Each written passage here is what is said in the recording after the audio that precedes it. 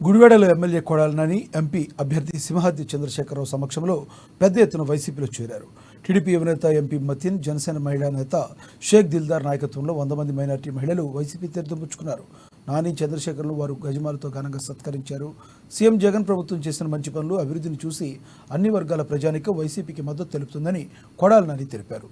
అధికార దాహంతో ప్రతిపక్షాలు చేస్తున్న విష ప్రచారాన్ని తిప్పికొడుతూ రాష్ట్రంలోని పేద వర్గాలని వైసీపీ అభ్యర్థులకు మద్దతుగా నిలబడి భారీ మెజార్టీతో గెలవాలని కొడాలని పిలుపునిచ్చారు.